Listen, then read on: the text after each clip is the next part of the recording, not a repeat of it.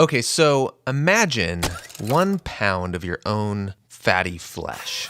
So if you burn that amount of flesh, that sounds kind of, weird. But if you were to convert that into energy, you would get about 3,500 calories, which is quite a lot of energy. That's me talking with Dr. Carson Chow, an MIT-trained physicist and mathematician, and he's explaining to me why we should care how much energy fat has.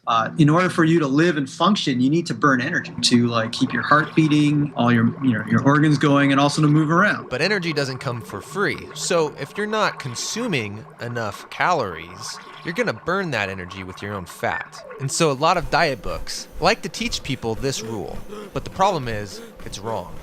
And here's why. So let's say I eat 500 calories less a day. So after 1 week, it would be 3,500 calories and I would lose a pound, right? Because I'd have to burn it. Yeah, and if I stayed on this diet for a year, I would burn through 52 pounds. Be great. If you keep taking this thing, well, after 2 years, I'd lose 104, and after 10 years, I'd lose 500 pounds, So obviously, at some point, this rule is going to break down. It will actually break down before you get to a year.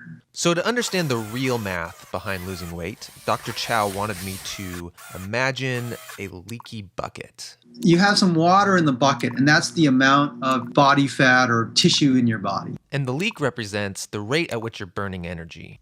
In reality, what you're doing is you're adding water at the top. That's like eating food. And when you're in steady state, the amount of water you add at the top exactly balances the amount of water you lose at the bottom.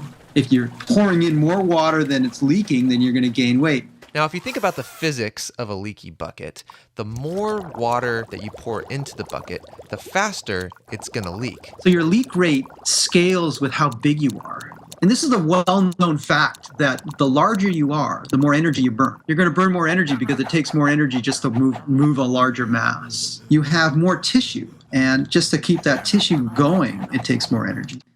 Congratulations, you have a new steady state. But let's say you don't want to stay this large person that you've become.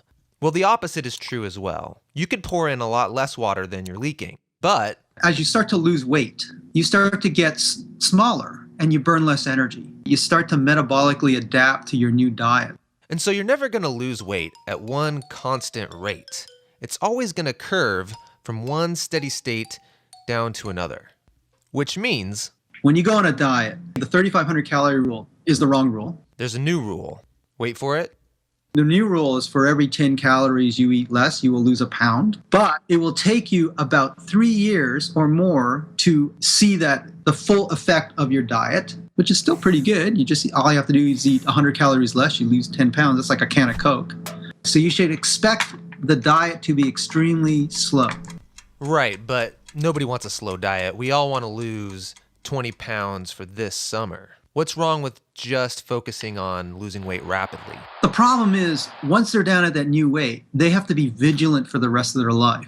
Because losing weight is slow, gaining weight is also slow.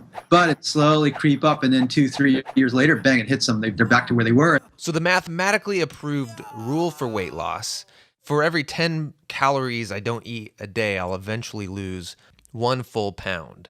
Which means changing your steady state is a marathon and not a sprint. Hey guys, this is Todd. Thanks so much for watching.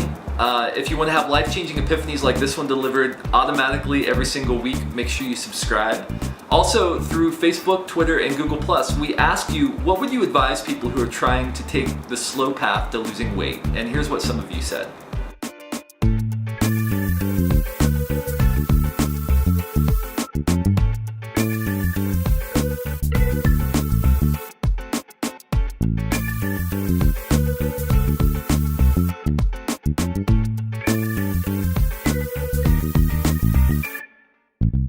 If you have any additional thoughts or comments, make sure you leave them in the comment section below.